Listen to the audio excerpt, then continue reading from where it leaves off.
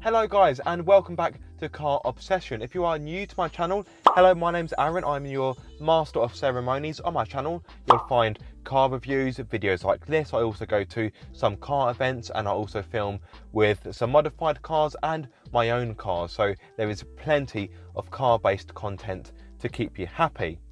Today you join me in the Honda CRV Hybrid, and as you can probably tell by the title of this video, I'm going to be talking through the infotainment system. So I've got my trusty Canon camera here, so I can show you the system. So you have a 7-inch touchscreen as standard. In case you are wondering which which trim level I am in, I'm in the SR trim level, which sits just below the range topping EX. Now, if you want to know more about this car as a whole, please feel free to check out the full review or the walk around video where I talk about the car in more depth. Anyway, back to the infotainment system. So you have a 7-inch display, and personally I don't like the thick bezel around it because it kind of feels like Honda has wasted a lot of space, but that's merely my humble opinion. Let me turn the ignition on so I can actually show you the touchscreen. Apologies if you can hear the climate control. It is a very warm day in the UK today, so yes, I don't want to cook in here. So hit OK to get past the health and safety nonsense. It's going to take me, it's taking me to my trip computer. So here we go. Here is the home page, and the graphics, well, yeah, they're not exactly fantastic. Now, regular viewers of my channel will know that I'm not a particularly massive fan of the Honda infotainment system. So Honda, if you're watching, I'm sorry, because I won't say too many nice things about it. So yes, you've got the display, which looks okay, but yeah, it does look a little bit dated in my opinion. So as standard, I have navigation supplied by Garmin. I will be doing a sat-nav test in a bit to see how well it works, but as you can see, the graphics aren't exactly cutting edge. They are dated, and yeah, in all honesty, they look like they belong in the noughties as opposed to in this decade. Some may think it's harsh, but that's merely my opinion. The graphics are lacking compared to rivals. Go back to home. You've got shortcut buttons on the right hand side, which is quite handy. It is a practical feature. Got a phone, so that will take me to my Bluetooth, but my phone doesn't appear. No, my phone isn't connected at the moment. Got settings where you can change all of the settings for the car, of course.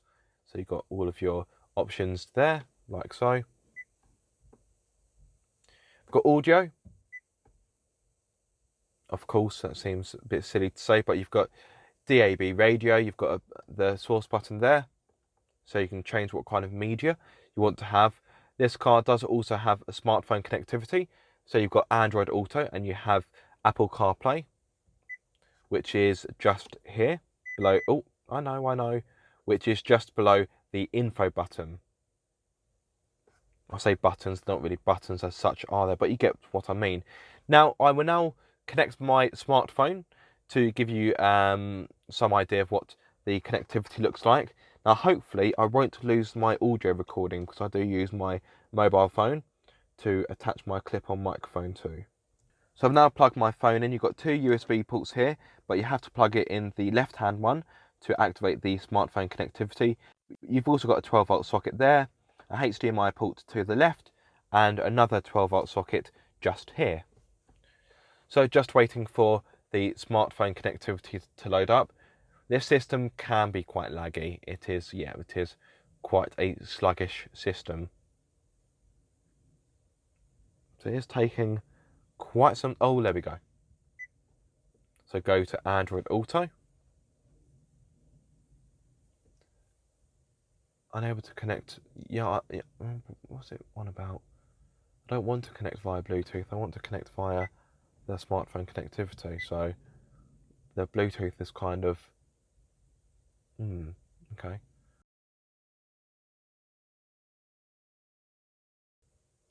Not really too sure what it is doing. Well, yes, I know the pairing process was successful, but you are yet to actually present me with Android Auto. Right, so I'm going to turn the system off and then turn it back on again to see whether that makes any difference.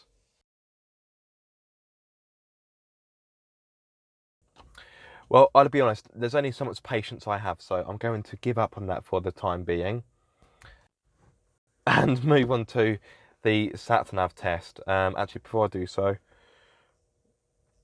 oh, why won't you two just work? Unable to pair to your device. Maybe it's my phone. Let me try restarting my phone. I don't think it is my phone, but for the sake of fairness, I will restart my phone to see whether that makes a blind bit of difference. Whilst I'm waiting for that, you also have a reversing camera, which I can show you.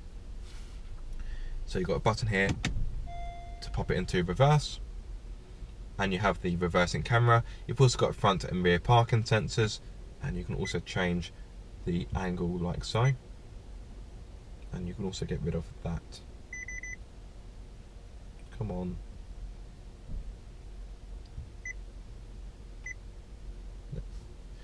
Right. Okay, come on. This is the one. Come on, Honda, you can do it. You can, oh yes, come on. Come on, Honda. Maybe it was my phone after all, who knows. Ha! Right, fantastic. So, we got there eventually. So yes, you've got Android Auto. So you've got this standard Android Auto interface. So you've got navigation. You can either use Google Maps or Waze. This is Waze, as you can see in the left-hand corner. Got the phone, which I won't show you in case I reveal anyone's telephone numbers. You've got the music. Bit of Neo, old school. Yeah, that's one of his old albums. Well, oldish albums. And you've got that to take you back to the Honda Connect system, which I would urge you not to do, because I'd much rather stay in the safety of Android Auto, because it just works better, although it still can be quite laggy and a bit slow. Anyway, right, so time to finally test out the navigation. So I'm going to set a journey. So hit the magnifying glass, sorry. Address, postcode. So I'm going to set the postcode to a place called Bockett's Farm, which isn't too far from here. About 4 miles, give or take, so it won't take too long to get there. It'll be a relatively short journey. Oh, and this camera's just died. So yes, set a postcode, so KT22 space 9BS, and yep. Let's hit done. Go. Calculating. Okie dokie. Right, so that journey will take me about. Oh, I will do. That journey will take me 13 minutes. Okay, right. So let's turn this camera off and put this very sexy head mount on. I know, I just ooze sex appeal, don't I? But I will give you a point of view angle for when I'm driving along, so you can see the touchscreen, and you can also see the digital display, which thankfully has got a crisper display as opposed to the touchscreen. But before I set off, I just need to turn on my exterior GoPros. So I need to come out of here and turn right.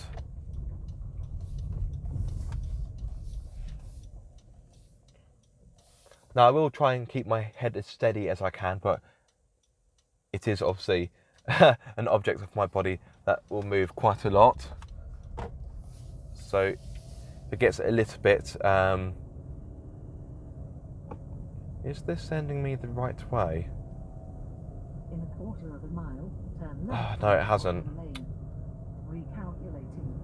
So when I came out, it looked as if I had to turn right, when in fact I had to turn left. The sat-nav hadn't quite picked up where I was, so it's not a great start.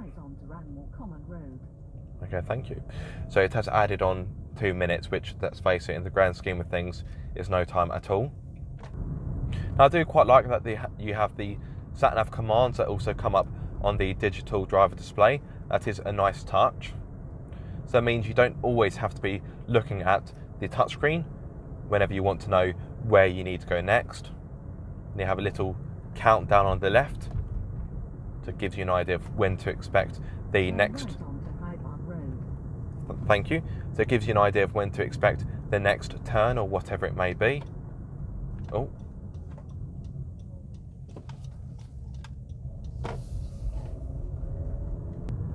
Apart from the little hiccup at the start, the sat-nav hasn't really presented me with any problems. The graphics are pretty basic, but they get the job done. It definitely isn't the slickest system to look at, but as long as it works well enough, I suppose it's not the end of the world, is it? Well, this is lovely and scenic.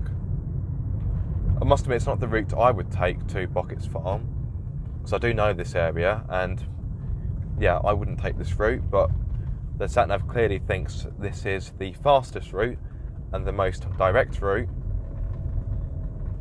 However, like I say, this is not the route I would personally take. Right, so I anticipate I'll get the next command soon.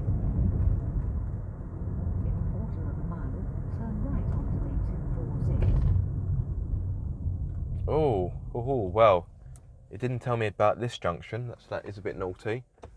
So this is a junction which I do need to turn right at, and the sat-nav has not recognised it. It's merely thought it was the same bit of road. So that is a mark down. So what I quite like is you have the speed limit there, which is quite handy, and you do normally have the speed limit on the digital driver display as well. It's normally around there, but for whatever reason it's not reading 30, so I think it's because it hasn't actually seen a 30 speed sign yet, but the sat-nav has recognised it is 30 down here. As you may be able to see, you've got a little BP icon there to show you you're about to pass a petrol station, and there is said petrol station to my right hand side.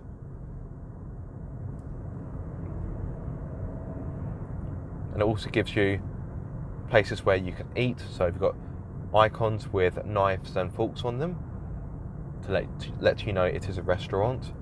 Also gives you which road you're on, obviously. You've got the command, your next command, in quite bold lettering, which is easy to read. The navigation, though, on the whole, has worked well enough. Is it perfect? No. But it has got the job done so far, albeit with one or two hiccups.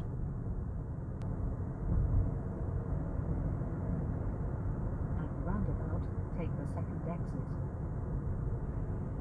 Now, you may have heard that, but the system told me to take the second exit at the roundabout, which I'm not going to do, because the entrance for the farm is actually on the third. It's off the third exit of the roundabout. I have used the correct postcode for the farm, but for whatever reason, the sat-nav wants to take me past it. So I'm going to follow the sat-nav just so you can get to see the full journey, but the farm's actually there. Take the exit to Young Street. I just want to show you what it looks like when you have reached your destination.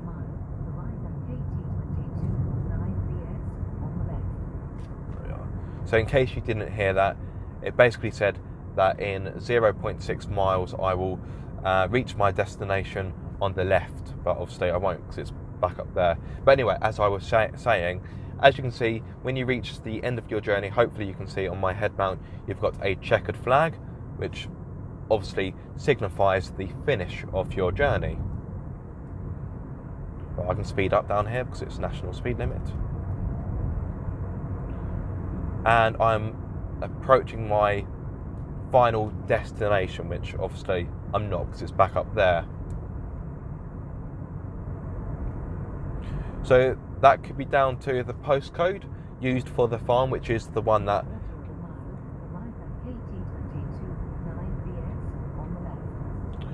So yes, I have used the postcode which the farm has on their website to use for the sat-nav.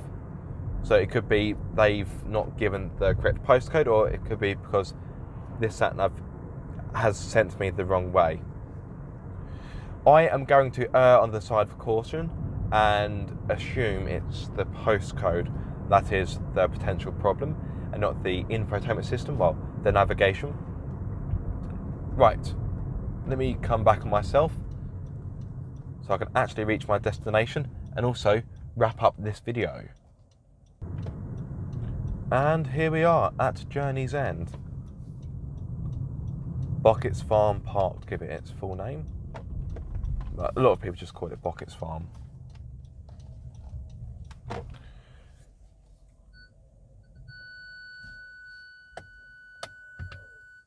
we go. So that concludes this video. Let me take this off because it does actually feel quite heavy on your head after a while. And turn it off. So to summarise the Honda Connect system, I think it's safe to say there is room for improvement.